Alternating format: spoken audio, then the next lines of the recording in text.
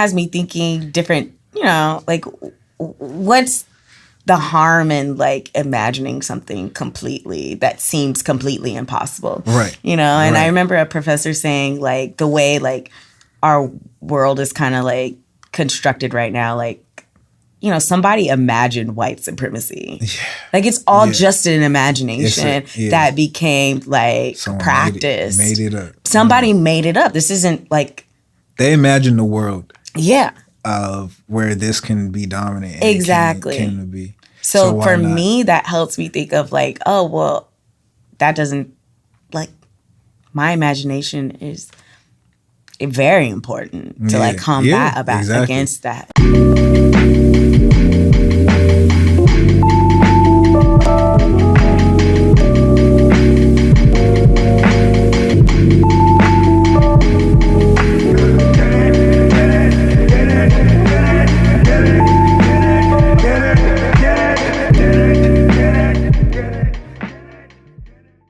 Moesha gets on my nerves. I have to take her in pieces.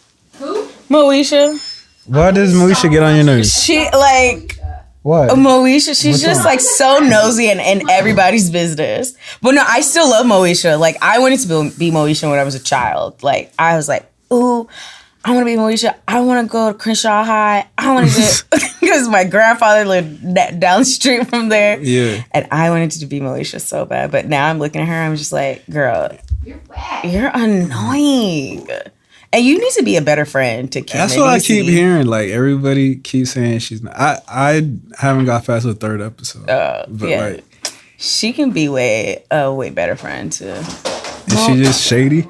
She's just not considerate. She's not very considerate of their like. Is she just? And it's all about her. It's always about Moesha. Like she always needs her friends, but when they need her, she can't be found. It just falls through the fingers. She fumbles. Fumbles. That's unfortunate. Yeah. You think she's like that in real life? Brandy? I don't know. How you think Brandy is in real life? She has the same voice as Moesha. Mo to the E to the... I think... Well, okay, I didn't watch the Brandy and Monica. I feel really bad. I didn't watch it. Well, that was on Monday when Mike. That's the day Mike proposed. Yeah, so you were busy getting engaged. I was busy, and I had like saved it in my phone to watch. You can probably watch it. I can rewatch it. But does it feel the same? Like I don't think so. Just because it's so fun to like watch and then see what's happening, the conversation on Twitter and stuff like that. Yeah. But it seems like Moesha and Brandy are similar based on like just the whole respectability politics. It seems like they share that. And like Monica or Gunica, like she was just saying things. And would you fuck with Monica? Like, would you get on her bad side just because? I don't think so. I don't think I'd mess with Monica. Yeah, me neither. I'm scared of Monica. But I love Monica growing up. And I remember we were in San Diego. It was me, my brother, my two cousins, Evan and Leah. And that's when The Boy Is Mine. Oh. Yeah, and then me and Evan were like going back for it. And I was Brandy and she was Monica. And we were like 8 and 9 years old. Yeah. So, But yeah. She was deeply embedded into like your girlhood. Yeah, and my mom, she would tape record episodes of Moesha and Sister.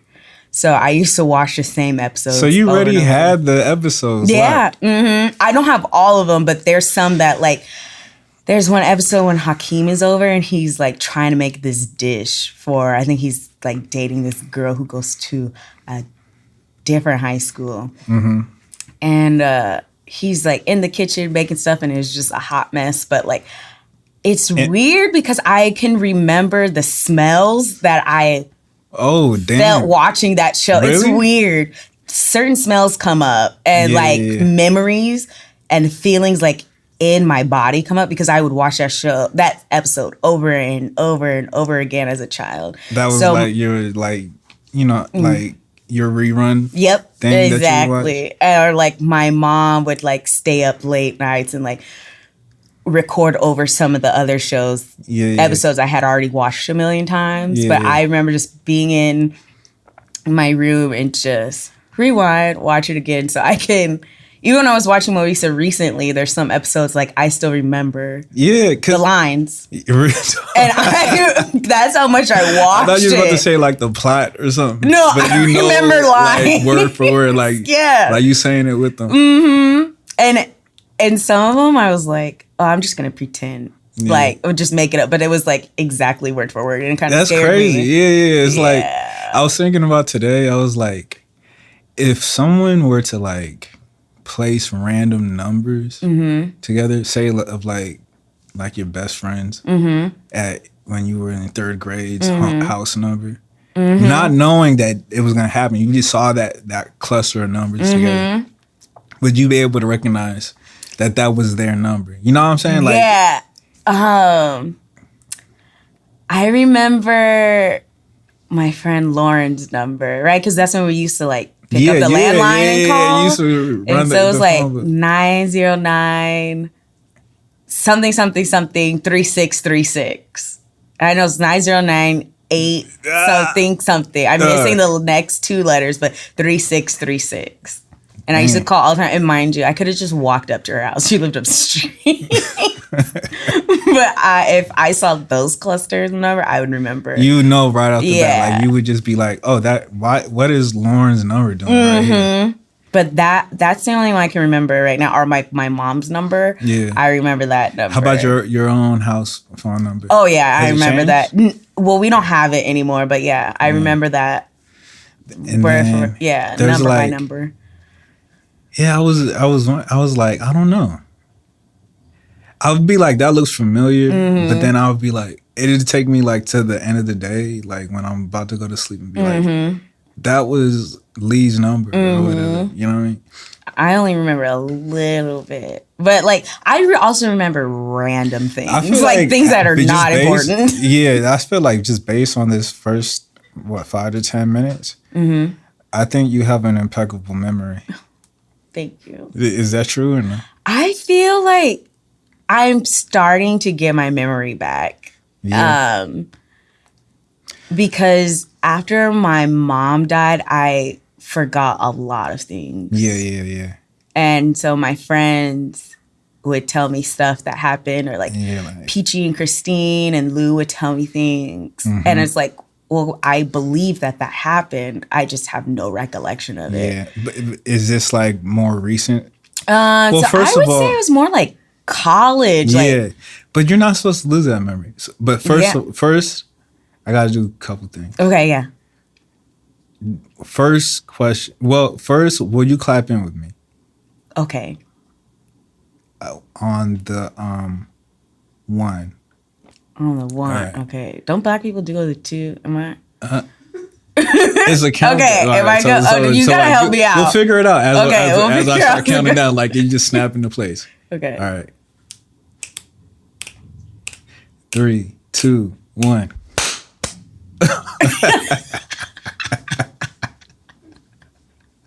You didn't get it. No. It was all right. So let's do it again. Okay. All right. Ready? Okay. I'm snapping with you. You don't have to. I'm just trying to get you get the rhythm. See. I'm like, we're snapping together. Okay. Yep. All right. Ready? Okay. I'm gonna start snapping. Okay. It was my fault. I feel like I just left you out there with no direction. I was like, oh, I can do this. Snapping. I got it. 3, 2, 1. That was it. I gotta wait for you to go to 3, 2, 1. Yeah, you gotta wait for the countdown. Lord, okay. It's like being in a band. Okay, I wasn't embarrassed. Did you play? All right. No, I played the piano, but then I stopped because I wanted to hang out with my friends. Not go to practice. All right. Shaking my head. Okay. 3, 2, 1. I did it. You clapped? Yeah. Damn, was that on point where I didn't even hear you? Yeah. No, I did. I promise I did. You did a little, did you do a little like... I feel like I went. Well, let's do it again. All right, one more time. I'll be louder. 3, 2, 1. Ooh, that was fire. Yes. I like that. Second one was you never asked me if there's anything off limits. Oh no, I can't think of anything that would be. So yeah, go Okay. ahead. Okay. Now that I've we're good now. I feel like that just threw off all the rhythm. Do we got to clap again? No. Okay. When you play piano? I was in like, I think I started when I was like in 4th grade. I did like 4th. A lot happened to you in 6th. 4th grade. Yeah. Yep. You got got my glasses? glasses. I started piano, and I told my mom I wanted to play piano. Yeah. And I was genuinely interested in it, but then I felt like peer pressure because I felt like some of my friends thought it wasn't Corny. cool to You play would- piano, and I fell right into it. And I told my mom I didn't want to play anymore, and that's one of the things I regret the most. Yeah. I did it for like a When few were the years. classes after school?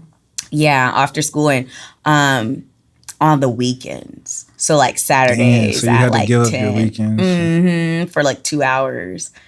And it was in this like music studio, like a small one in West Covina. Oh. Yeah. And my In a whole teacher, studio. Well, it was just like, so I just remember this. It was like in like a little shopping mall. And it had like In Westfield? in West Covina. It had like 4 or 5 rooms. So you walk through the door and it was like this narrow hallway, and then there's like 5 rooms, and it was just these small rooms with pianos in them. And it was just specifically for piano lessons. The walls were padded? Yeah, they you just couldn't regular hear the other student. Did you meet your teacher? Your instructor? Yeah, Miss June.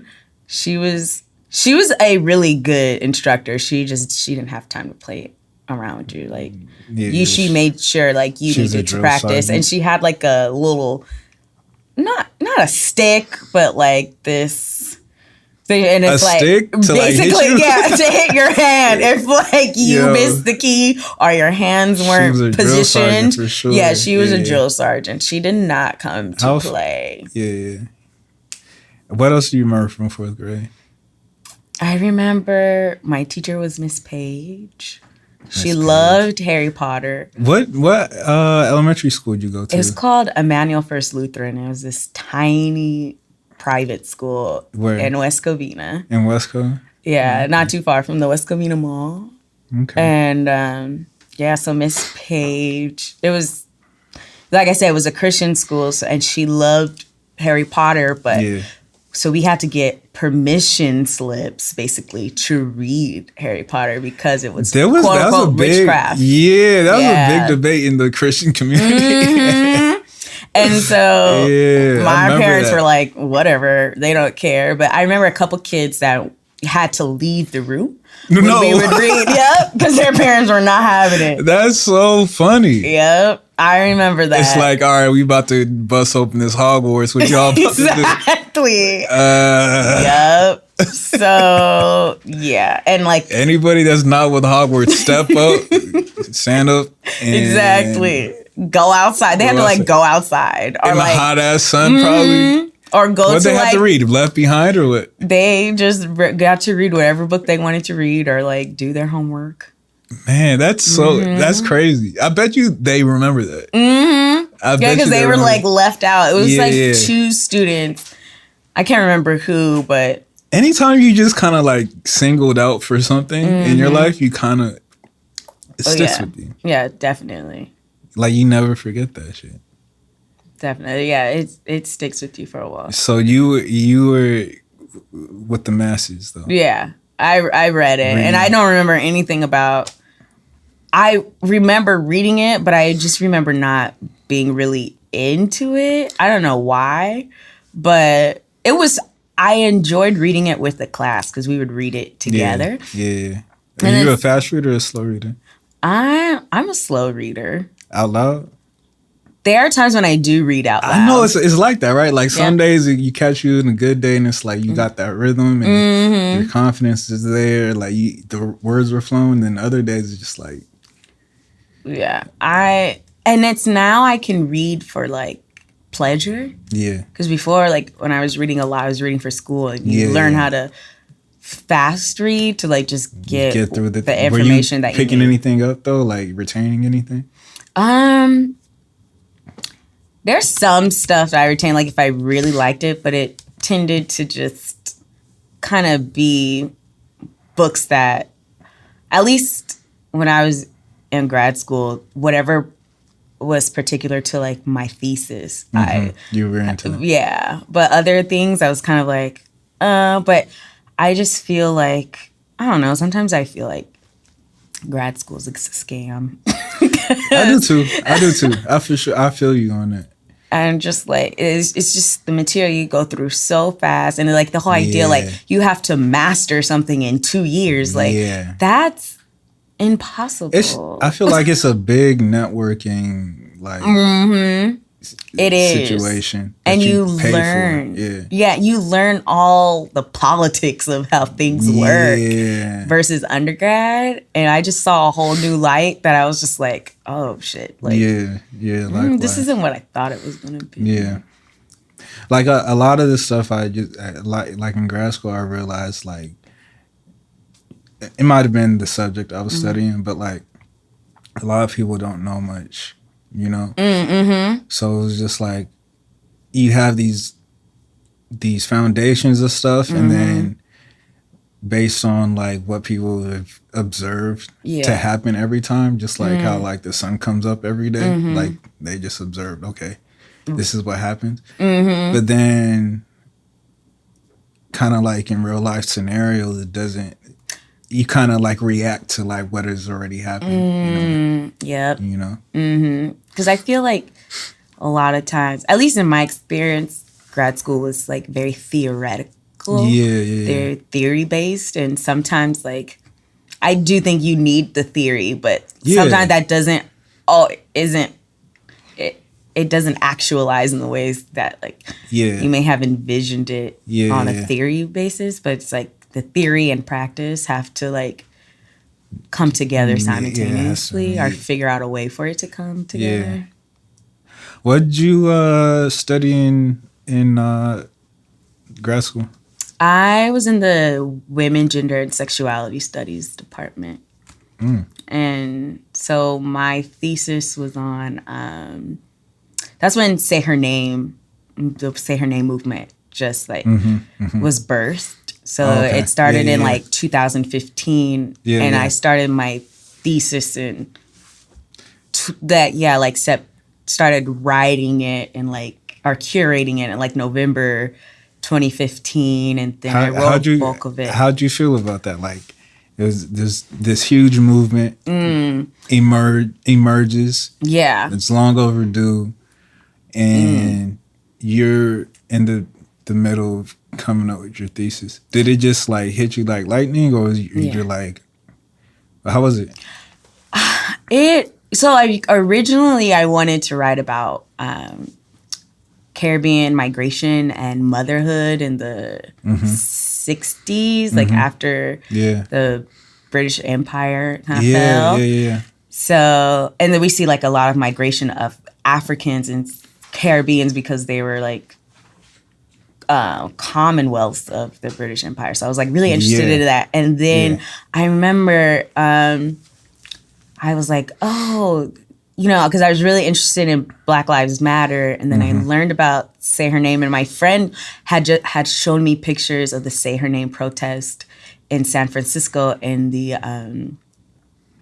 economic district or what the financial district. And I was really just like really in awe of that. And so that kind of led me to going down the Say Her Name route, plus like just my experiences of being a Black woman in rural Oregon. I think I was trying to make sense of like my body in such a very white supremacist space. So I think I was just looking for answers. Yeah. And that's why I started going down that route. Because I was getting troubled by the fact that, like, I was really troubled by the fact that I didn't know how many Black women had been murdered by the police. So I still don't think that's like mentioned a lot either. It's weird because it's like I guess like our experience here and in this country specifically is very strange, is because it's like most of the oppression we experience is rooted in all of the oppression is rooted in fear. But it's interesting how it's broken off between like perceived gender. You know what I'm saying? So like I guess like the experience for a Black man is different than the experience for a Black woman based on how the oppressor like views us. It's very strange. But there's also some it intersects also it sometimes, and some I don't think that's maybe I don't think it's talked about enough because I'm starting to realize it. I can't like project that on like everybody. No, you know what I mean? feel you 100% about that. That's how I was feeling. So it's just like, is it just me or is it? But I do think it's not as popularized because like not as many people show up for like Black women when Black women are murdered, and but we're seeing that now with like Sandra Bland and then Breonna Taylor. So I think that more people are starting to organize around it, but we have to remember that like Black women have been dying. It's not a new thing. Yeah, it's not like a surgeons that just came out in like a phenomenon. Exactly. Yeah. And then I think like and I think about like how we think of oppression and like violence against like Black women has to be what's the word I'm looking for? It has to be like examined more because like if we don't think of sexual violence as like a form of oppression, then we will look at like, oh well, Black women just get raped and that like that's not a big deal, right? Or like Black women or Black mothers in particular like more easily have their children taken away from them if by child protective services and just things like this. So it's like, oh, well, that's not a big deal, And it's just like, this is all part of like a system to just like break Black people apart all the time, over and over and over again. Like every aspect of it is meant to tear apart whatever is Black. You know what I'm saying? It's crazy. Like obviously I can only speak from my own experience. You know what I'm saying? But I think about like I was saying, like this nation hates Black men because they fear us. Like there's a physical fear. You know what I'm saying? Like and but I also think like there's a fear of Black women just because I think there's a like they inherently know like the power Black women like just in all aspects of strength and of like physically, emotionally, Not to say like, black women are like all black women are strong, but like to survive, to get to this point, there has to be something there. You know what I'm saying? Like it speaks for something and stuff. But so like I think when you're afraid of something, like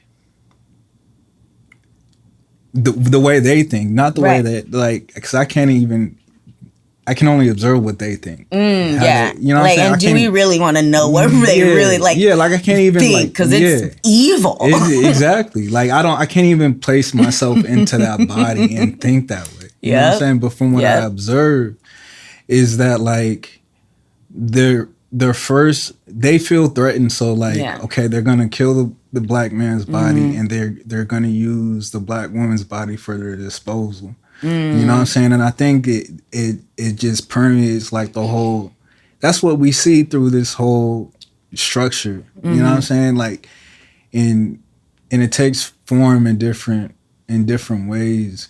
You know, like the black man needs to die. The black woman needs to be fucked in some way. You know what I mean? And it's and that's not like. That's a strategy that's always been used, right? Like they're raping like African women on the slave ships, like to establish dominance, or like even indigenous women, like they would kill indigenous men and then like take women and children, and just cause so much like rape and other forms of violence. And it's just like, I just think like whiteness, like that aspect of whiteness, like its identity is based on like power and fear. And the thing is like, it works when you get other people to like believe in that fear. And like, there are black people who also believe in that fear, but I also think about like non-black people of color, and so it's like we all have like this understanding of like white supremacy, but I guess like I'm more interested in the conversation of like anti-blackness because my friend, how do you distinguish? And I think like you have those two have to be in conversation at the same time, because then you can have people of color who are like, I understand white supremacy, but like I'm not black, so that's y'all thing that y'all gotta deal with. And it's like a friend told me that it's not about your proximity to whiteness, it's about your proximity to blackness and how far away you can get from being black, which like adds like some layer, and I'm using that like in air quotes, like of protection. But that's not to say that like people of color don't experience violence, but it's like when it comes to like anti-blackness, like just being mindful of how like folks of color and white people play a part into that keeps that oppression kind of going. So. It still happens. Like I was, I mean, I think we all have like countless stories of experiencing that. It's really crazy. Like, do you remember like, damn, where do I want to take this?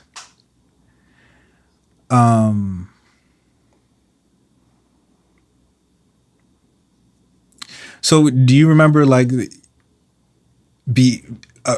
like before fourth grade, like where you like felt when you acknowledged yourself in a way, like, you know what I'm saying? Acknowledge like my blackness, or because I was thinking about it today. Like I was like, before I knew I was anything else, I knew I was black.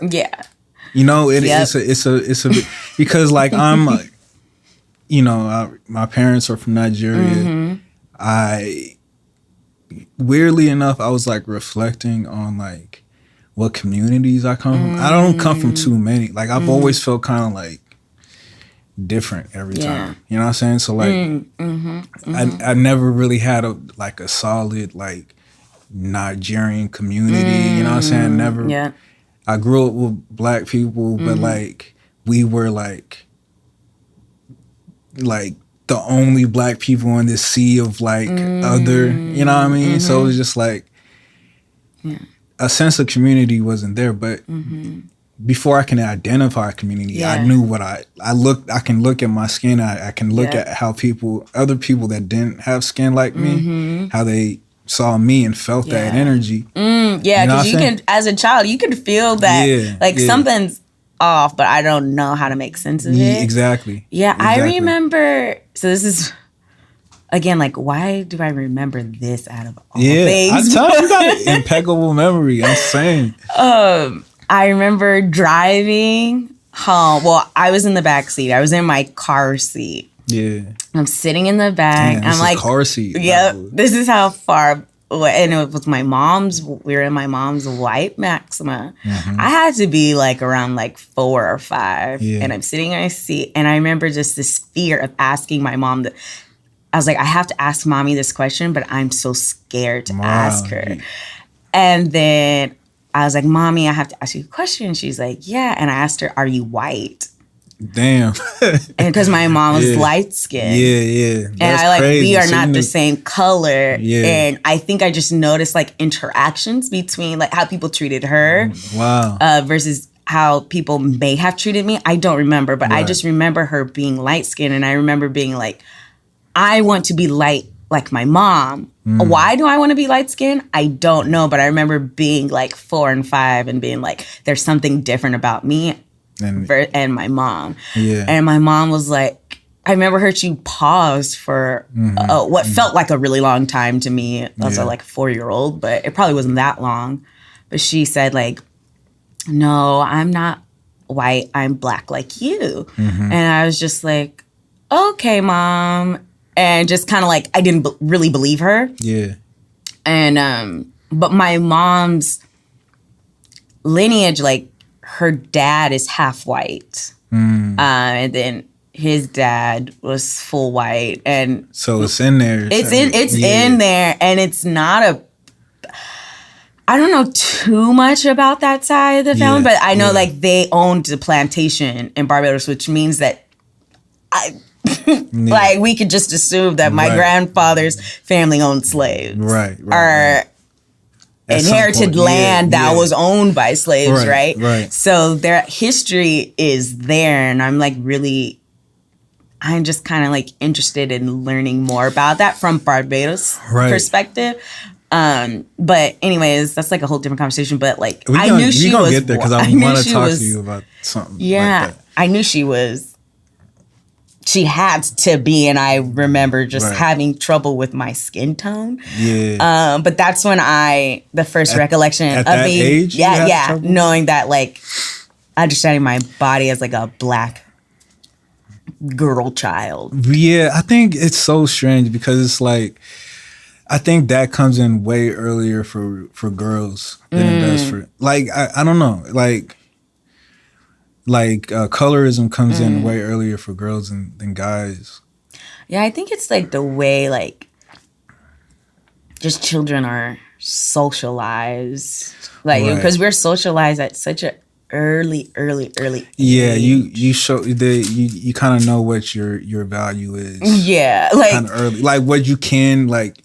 Where you can get attention from and what you can't, you know? Yeah, or like we know like you are a boy and you're not supposed to do this, and you're a girl and you're not supposed to do that. And I think like we see that like with baby showers, right? Yeah. So it's like pink is girl, blue is boy. Yeah. Like we already start like assigning like sports and assigning tasks to embryos. Yeah, because I remember when I was that young, I was just like, I had to be the fastest kid in class. You know what I mean? Like it wasn't anything about my image. It was my ability. And I think it's different for girls because it was like, it's your appearance. It's your appearance. Your currencies in your appearance. Your social currencies in what you look like and what you're not looking like. You know what I mean? Yeah, and then we punish girls who grow older for like caring so much, and it's really like it really sucks because it's like, well, this is what, you know, she's been taught her whole life is like that she needs to be beautiful. And that, like you said, like that's where her currency lies. Yeah. And then we punish girls who like want to enhance features and their looks and stuff like that. But it's like, but it's like it's just this is our bed. We gotta lay in it anyway. I guess like my question is like, what does that even look like to like abandon that? You know what I mean? Like, I mean, I guess we have glimpses here and there, but like, wait, to abandon what? Like just caring about appearance. You know what I'm saying? Like, is that even like in a way? It's like that's also an appearance too. You know, like it's almost like we're damned if we do, damned if we don't. Like a natural look is a look. Yeah, right, because your natural look has to be look fresh and be on point. Or like, you know what I'm saying? Like there's even hierarchy in the natural hair community, right? Or like you're shamed if like you get a weave or you wear wigs because you know you're not embracing your blackness, and then if you do and you don't have the right curl pattern, then you're like crazy. You're exactly you're not.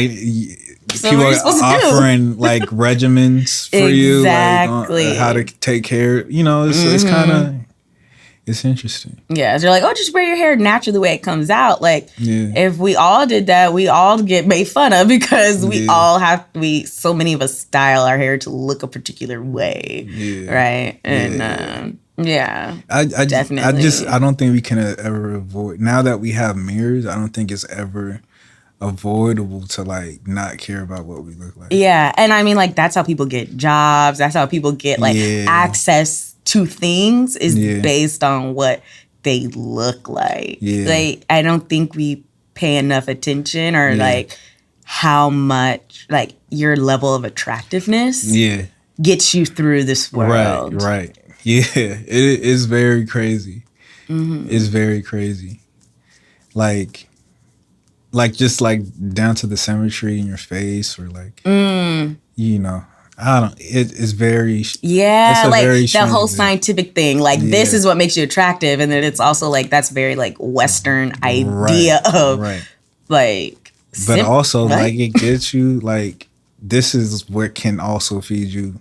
Like this is what also you can make your living off. Yeah. Like, not even on some like celebrity shit, but like also like, all right, you were hired as a something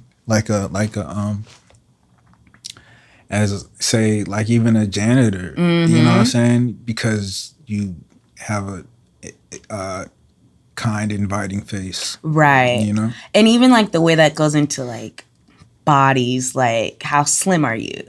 How fat are you? Exactly. How like it's so like do you with all these like nuances, like I think about. I don't think equality is even a thing. Like I think it's just a myth. You know? Yeah. It's so hard. Like like when has anything been equal? Right. In the history of the world. When has it ever been? Why do we always? Why in every flag there's one color that means equality? You know what I mean? Like in every country there's something that's just.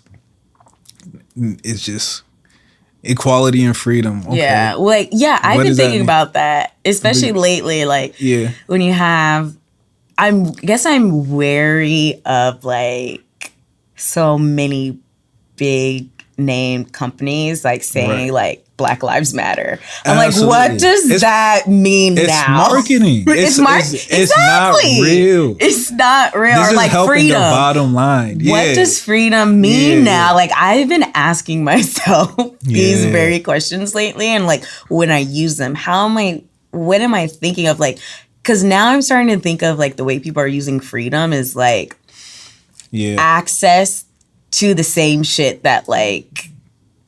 It's just like access to more things are like becoming more like, oh, we'll be equal when like we have more Black billionaires. Like that's not the point. It's supposed to like spread resources and not hoard, not hoard wealth. And so I'm like, is freedom just or like I remember, I'm really upset that I can't remember his name, but he was a police officer in Oklahoma.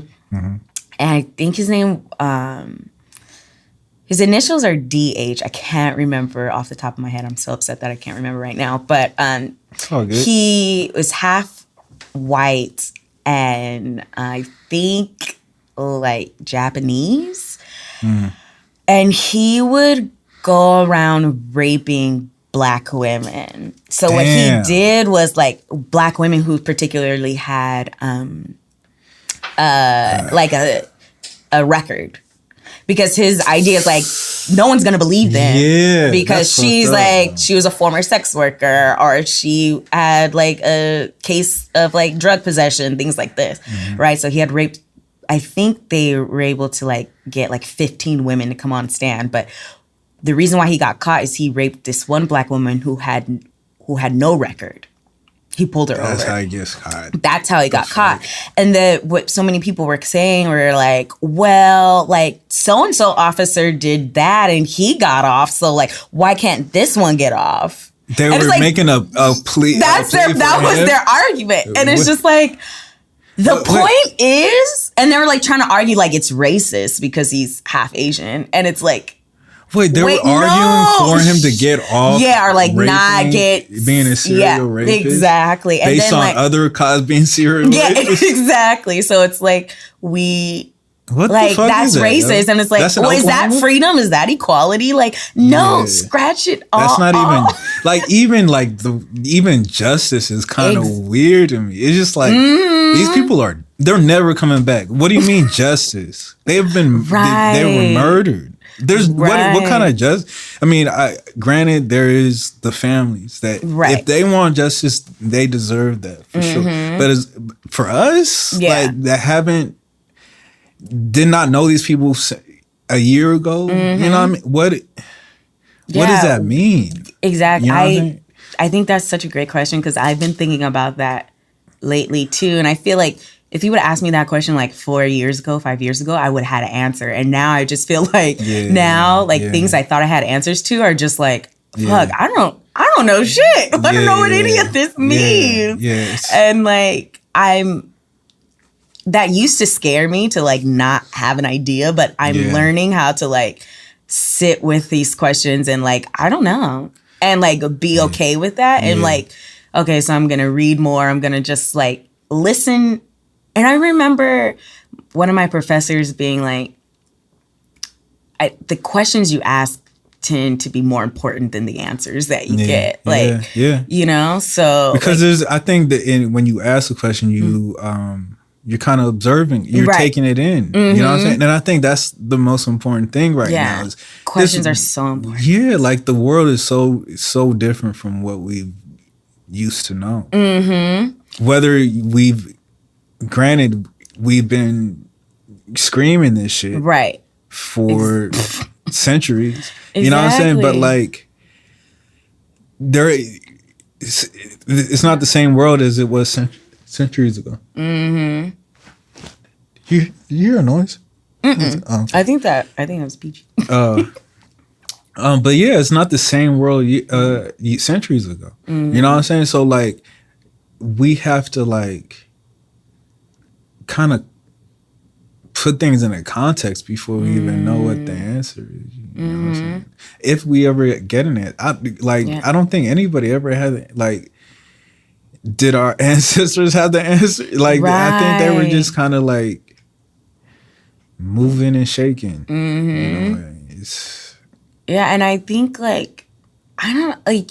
Have you seen those things that's like those shirts that like I'm not my ancestors? I'll fight you or like I'll fuck you up or something. And I find that to be so incredibly disrespectful to the ancestors because I'm like, it makes them complacent. It does. And I'm like, I think of like Haitians like who set their the whole country on fire, like and burnt shit to the ground and like that revolution happening. And I'm like, we can barely like boycott the NFL. That's what I'm saying. You know what I'm saying? We can't do that shit without some propaganda happening. Exactly. You know what I'm saying? Or like you know, Jay-Z's whole point, like, we're done kneeling. Okay, so that, like, what's next? And it's just like, I don't know, like, I'm just like, let's not disrespect. I think it's dangerous to disrespect the ancestors like that. Absolutely. I really do. Yeah. You know, I was reading. I mean, was I reading? No, I was watching this documentary on Frantz Fanon, and like just like his life in a way. You know what I'm saying? But like through that documentary, and I know you know plenty about this, but like I don't. Like we're here in America, right? Yeah. And we talk about Black people often as we can, like try to get the rest of the nation to understand like the effects of slavery. Right. And how the effects are still being how there's still ramifications of the afterlife of slavery. But like this shit, like slavery was like a global thing. You know, it's so crazy for me like to like even like fathom that like, so the same situation, say like why doesn't France have a Juneteenth? Right. You know what I'm saying? Like when that same exact situation like why is it in America where it seems like most of that kind of movement or talk is being generated from, when like every country has like a weird, sick, incestuous relationship with slavery and Black people. You know what I mean? Well, I'm thinking of two things. So like one, I'm thinking about Carnival in the Caribbean. So Carnival originated as like a day where slave owners allowed, it sounds so silly to say this, but like allowed slaves to have a day off. Right. It's because the crop was over, the sugar cane was done. So then they could celebrate, drink. Right. And so it became this thing where, you know, you're out in the streets celebrating, and then it transitioned into like, that when we see hear calypso music, like it's a response to enslavement, but they were very coded so that like slave owners, and then once slavery is abolished, but like, you know, white people still held positions of power. Yes. It was a response. So they're responding through music or responding through like drumming and dancing. Yes. So I think like those things were happening. I think they were just way more coded. Yes. But because I'm thinking of like rumba and bomba and Cuba and Puerto Rico, and like drums were they're abolished, and they had to go into the hills, and go into the mountains and drum and come together and like resist. Yeah. And then, so I'm thinking about that, and then I'm also thinking about like when you said like why isn't there a Juneteenth in like France or like England? Name a country. Yeah. You know what I mean? Like there was a point in time when there was some kind of movement where it was abolished, but not everybody knew. And they try to keep the same like, you know, status. They try to maintain the status quo, knowing it's like against their own law. Right. You know what I'm saying? And I think so I can only speak for like England because, or like the British Empire, quote unquote, because I did some research on it. But like you have to think like in Europe, like slavery didn't happen there. Like they only saw the benefits of it, the sugar, it's shipped there, so they're not seeing the ramifications of slavery and like the horrible things about it. And that's not to like excuse them, like they should have known what the fuck, why are you putting people on ships and shit, you know? And what they would do is like So it was happening out there, so you didn't have to see it. Mm-hmm. So I think that might kind of participate into like why it might not happen there. But then that's like when, slavery was abolished, and then like for England in particular, like after the Second World War, like they needed people to come up and like rebuild that shit. And like, who did they call? Exactly. They called the Caribbean. They called Africans to come build it again, and then like offer like, and then like, I don't know about Nigeria. I would kind of assume it might be similar, but like in Barbados, like England is the motherland. Like that's where you want to go, and it's just beautiful place, this impeccable place, yada, yada, yada. And then you get there, and then, like, they're taking people's passports away. Like, we don't want you to be citizens anymore. Like, we promised you citizenship. You helped rebuild this shit. Now go back. Yeah, it like, England has a very strange relationship with its Caribbean people. Mm-hmm. I don't know what it, I just I only read about it sometimes. Like, I caught glimpses of it in like just like a Zadie Smith book. Mm-hmm. But that's great.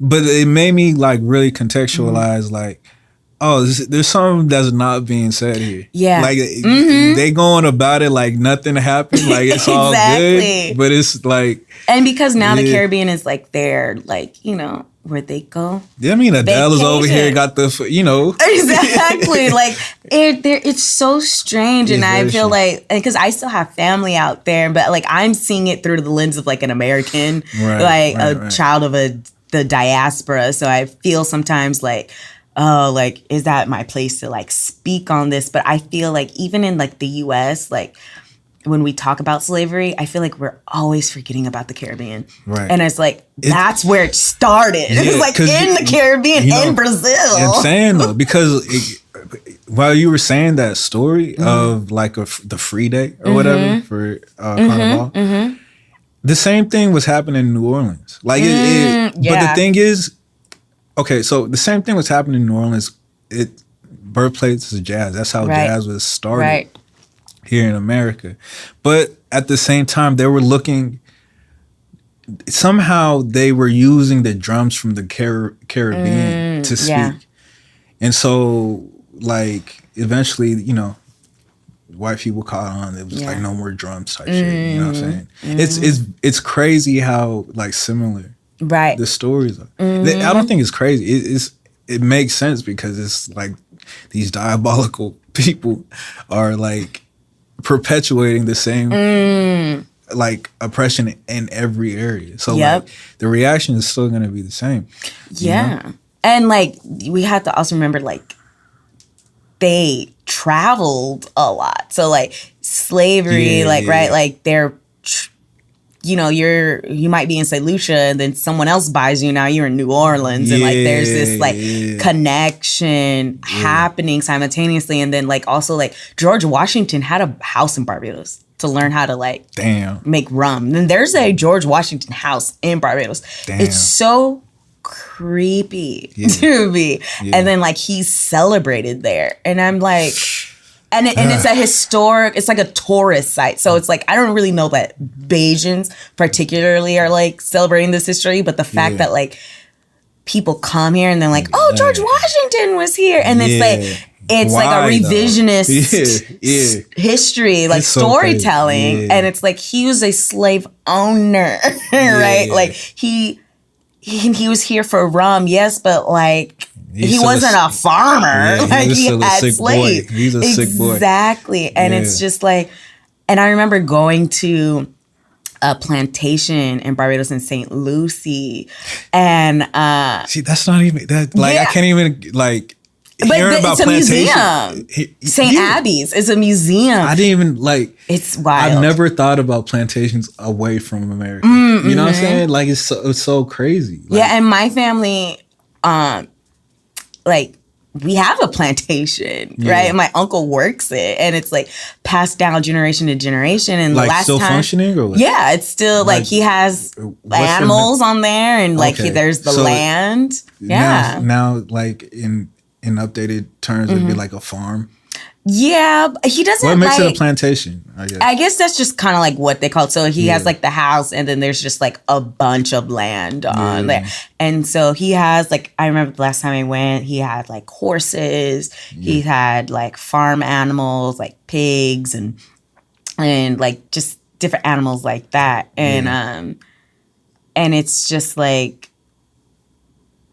the last time I was there, I was thinking a lot about like, okay, well, if I dig into this history, like I'm gonna find some really ugly shit. Right.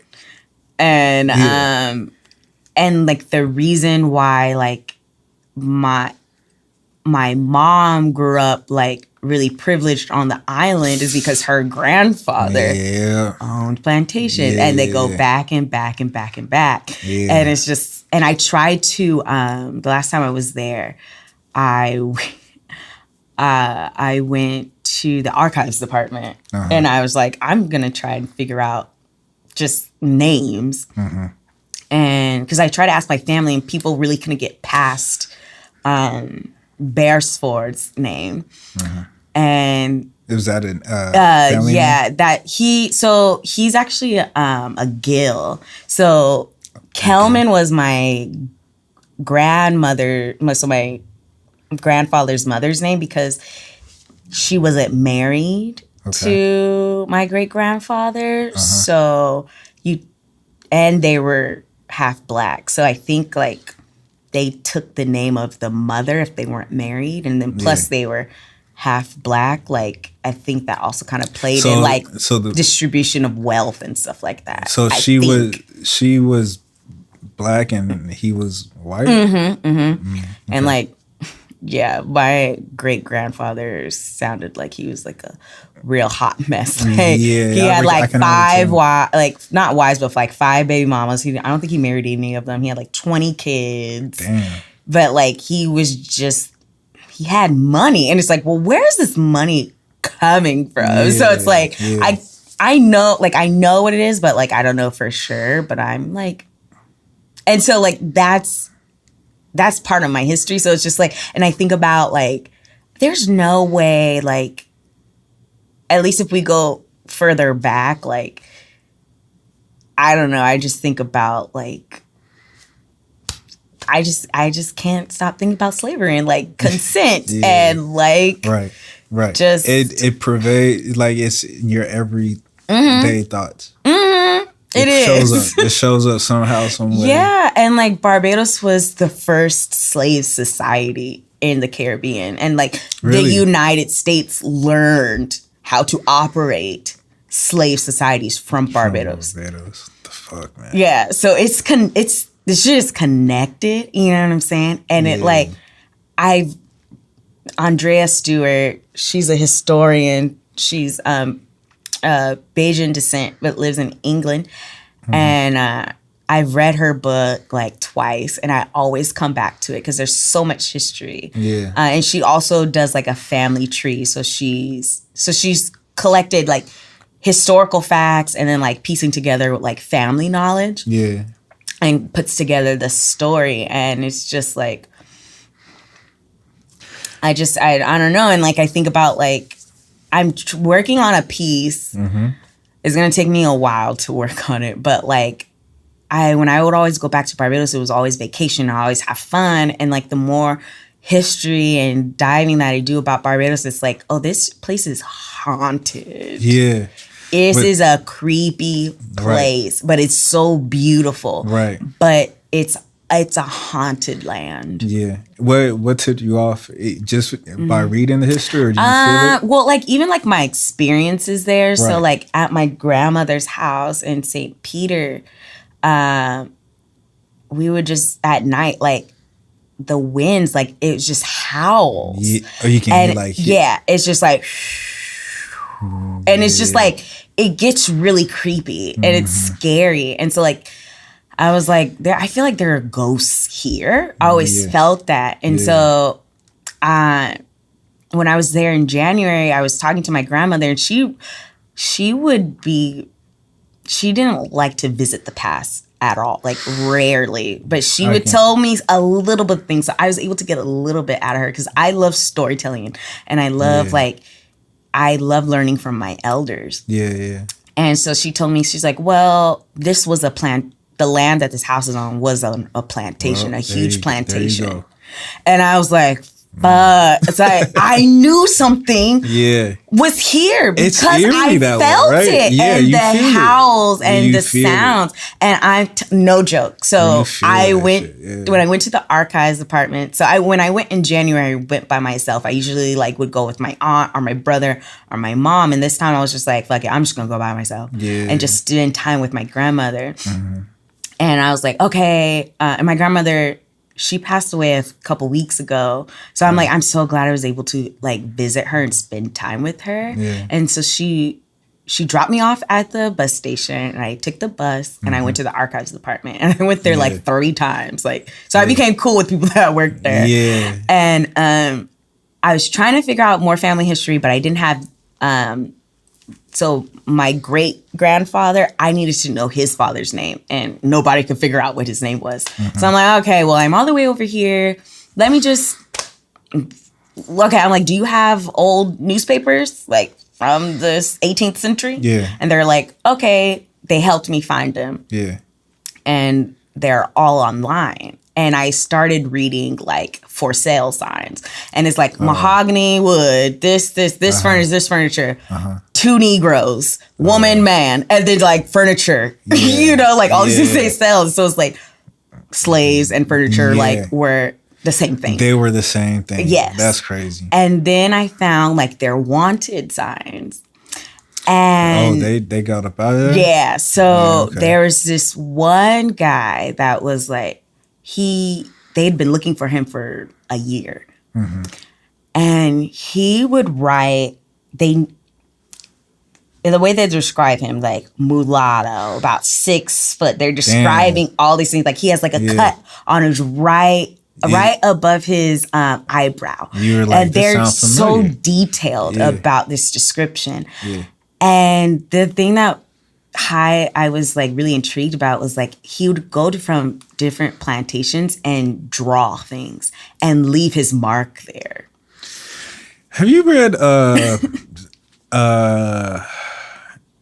Song of Solomon? I haven't, but it's on my list. Okay, never mind. Yeah. I'm not gonna.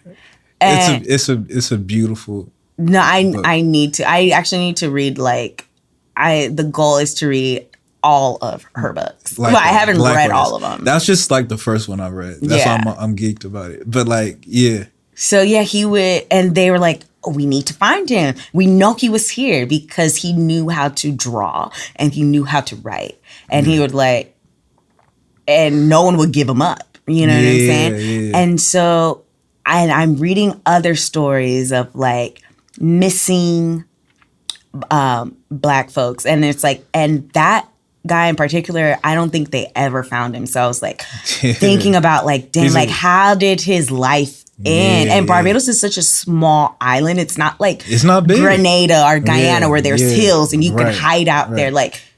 Barbados is pretty flat. Yeah. And so that night, right? So I'm reading more stories about missing enslaved people, and then I hear a chime outside of my grandmother's house, right? Wow. Right next to my bedroom window. Yeah.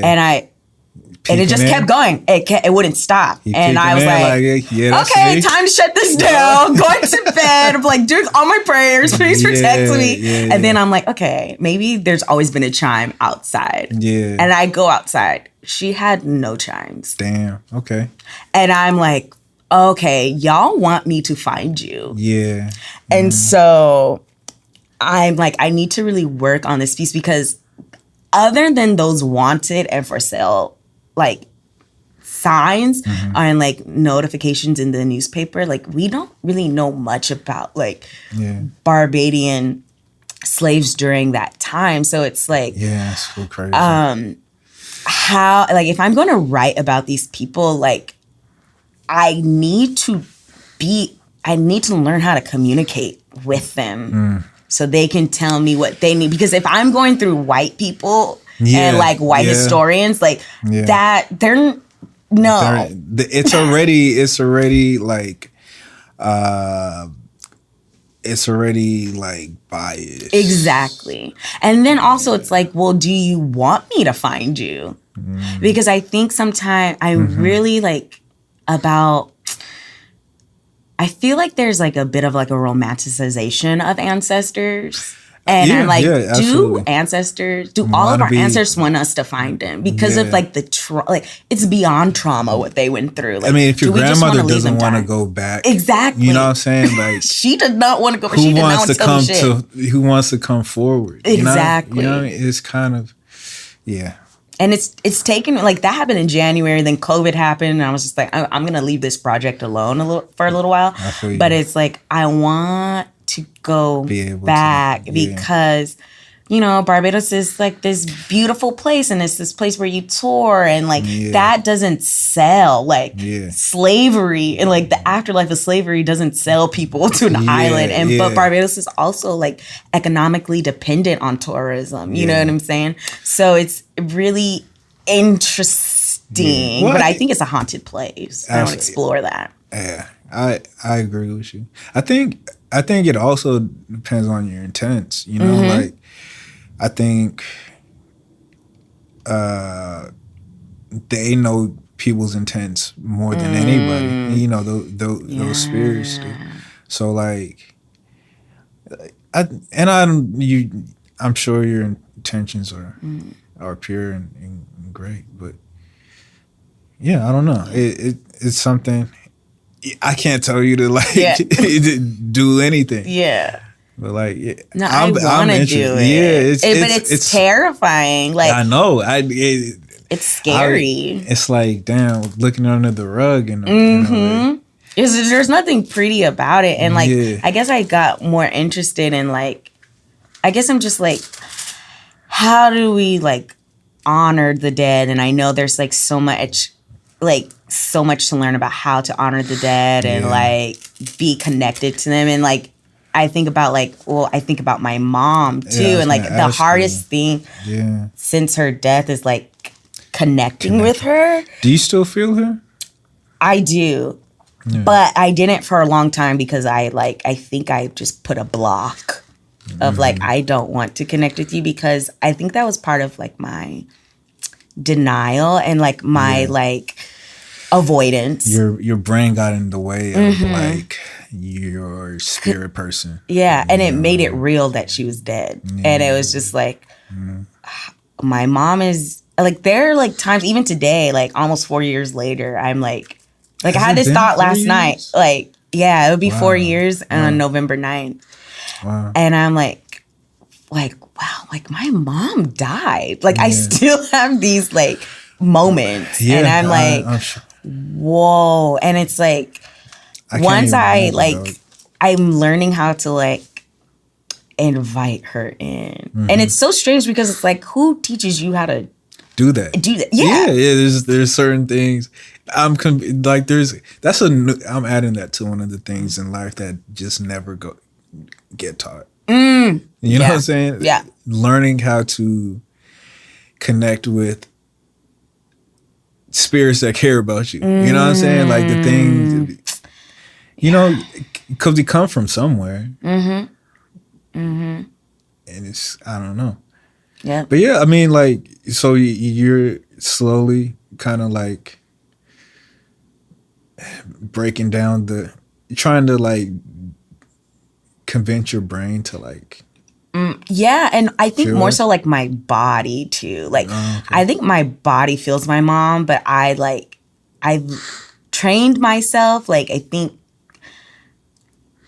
like, to block feeling out of like this idea of like surviving.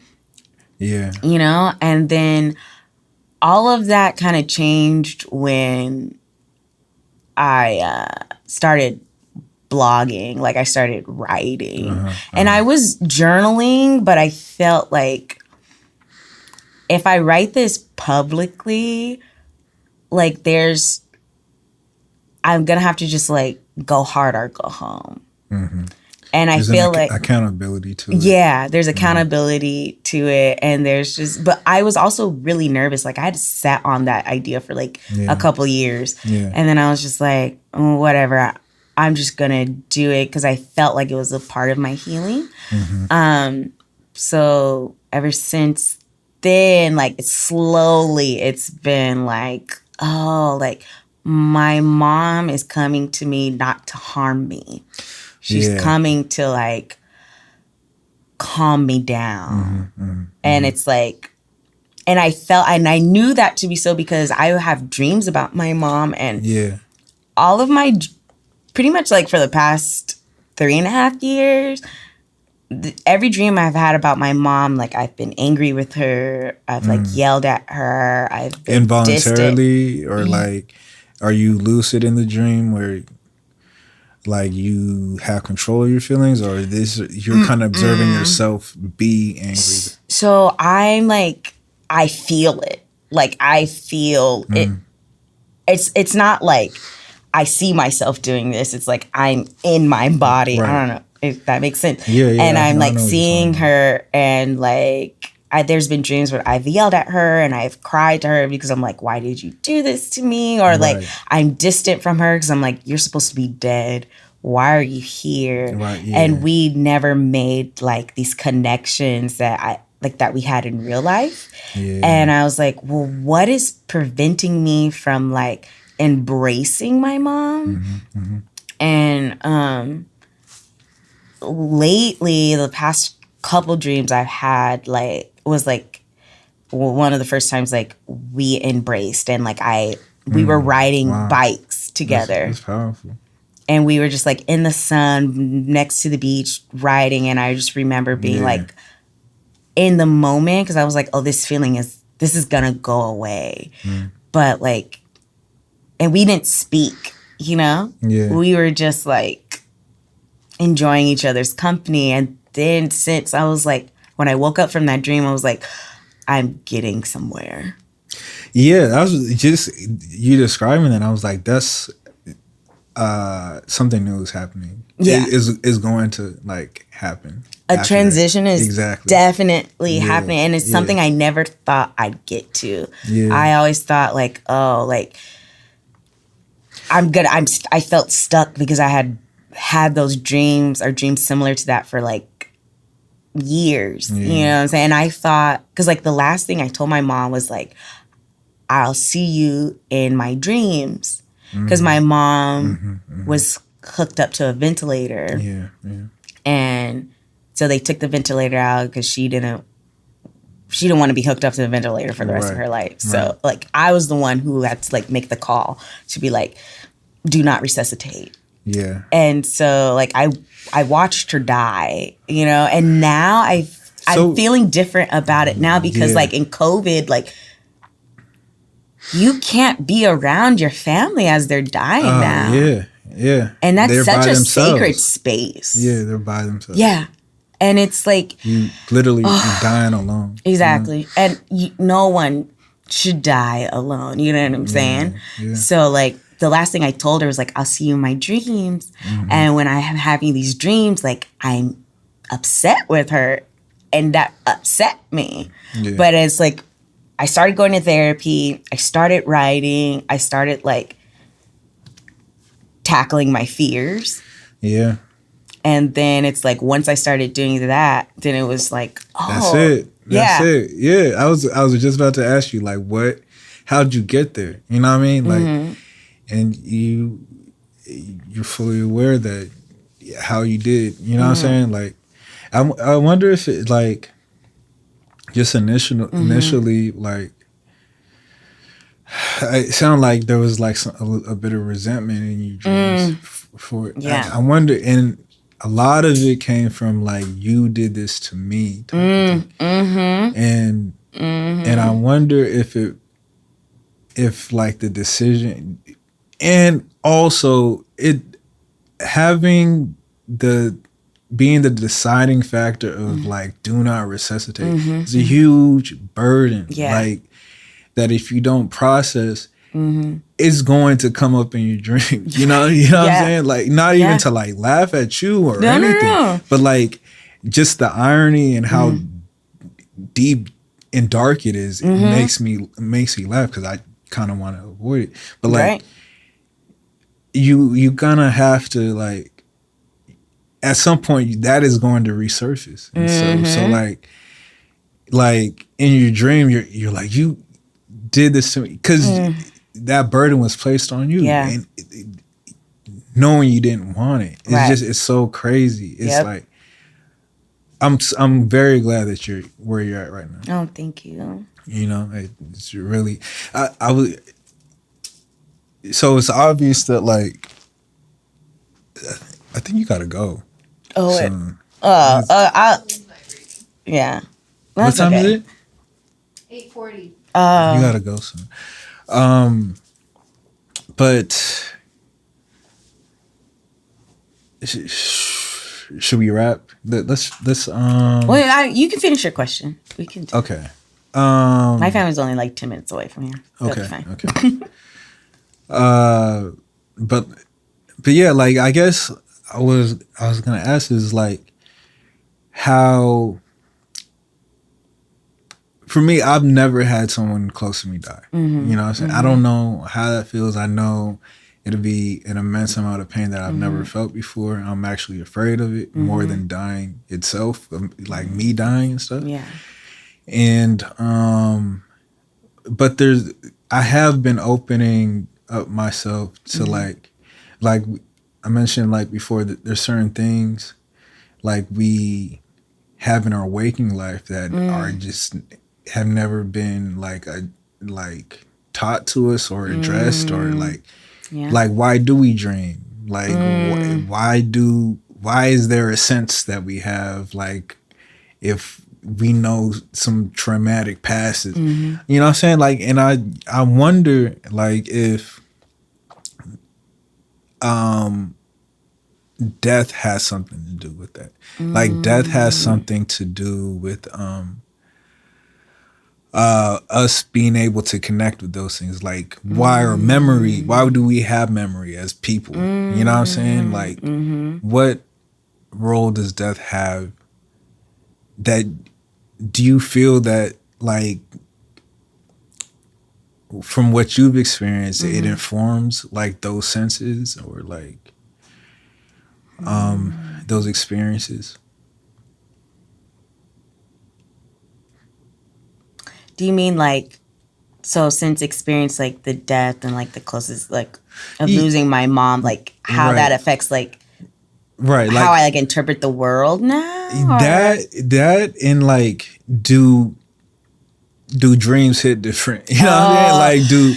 Like do like memory like you were saying like memories are coming to you. Yeah. Like do you attribute that to the death of your mother? You know what I mean? Or because I feel like there were like the muscles have always been there. It's just like something ignites them in a way. You know what I'm saying? Yeah. Definitely. It's interesting because before my mom died, like this is gonna sound kind of spooky, but I would know like close family members. Yeah. I knew where they were when they would die. Yeah. And I knew when life was gonna happen, when someone would be pregnant. Oh wow. So you connected. So my uncle who died, I had a dream that everyone was coming out of his apartment. Yeah. And where did he die? Yeah. In his apartment. Yeah. My mom, I had a dream my mom died in the hospital bed, and she died in the hospital bed. So, and I've had those dreams ever since I was a child. Yeah. And so I guess I used to brush those like dreams off and like, oh, they're just our brains just like making up these like weird scenarios. Yeah. But now I feel like I take my dreams very seriously now. Likewise. Like I'm like, these are not just like a series of events happening. Right. this is the way like your spirits are our ancestors or God is like trying to tell you something. Right. It's a right? call and a response. Yeah, it is. For hope. Hopeful response, I guess. Exactly. Yeah. Or even those moments like when you feel something in your body, you're like, Yeah. oh, like that is not a coincidence. Like a spirit is talking to you and it's like, it's up to us to like, but you wouldn't know that unless you have to learn how to get connected. Right. You know? So if you're disconnected, you're not going to learn. Right. So it's like, and then like you said, like, who teaches you how to connect to spirits? Right. Because especially like in like the kind of culture we live in today, like that's supposed to be demonic. That's supposed to be witchcraft. Like we're supposed to fear ourselves and fear like connections with spirits and ancestors. So I'm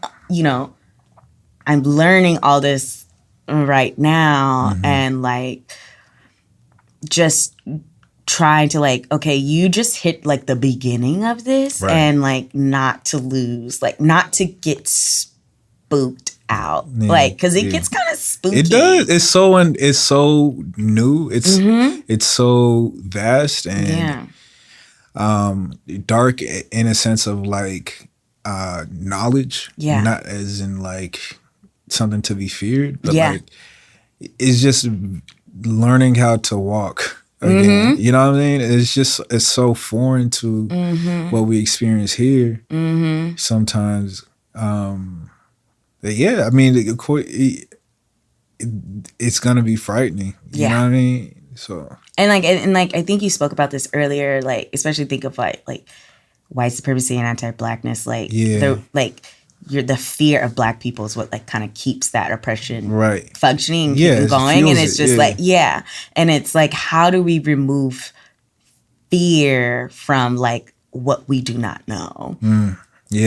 And it's not just like acceptance, but it's just like in order for that acceptance, you have to remove fear because like so many things of like why we don't like this group of people or is because we fear them. It's like, well, where is that idea of fear coming from? You know, so like we can think about that like just like all the phobias, like homophobia, transphobia, like xenophobia, like it's all rooted in fear. So like what happens when we like uproot that? Then what are we left with? Like, well, why the fuck did we fear this anyways? Like this is ridiculous. So, but it's all unlearning, and it's just like I think that's something like I'm just coming to terms with. Just like, oh shit, I'll just be learning for the rest of my life. Absolutely, that's fine. It's a spice of life. You know what I'm saying? It's just like. It'd be boring if it was like I feel like it'd be really boring. Like I don't know if I'd even want to be here. You know, if I wasn't working towards something like internally that led to something externally. You know what I'm saying? So it's like I think at the end of the day we're all working towards something. I think Black people have a harder time. We're already handicapped, but we're having just the same amount of output as the next person, which is a testament to like who we are.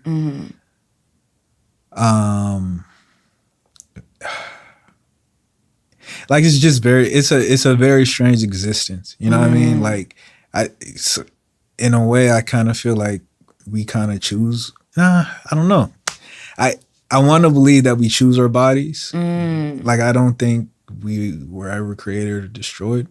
I mean, or we ever died or like came to life, but we kind of like ventured here in a way, and like this is like our bodies, our technology in a way.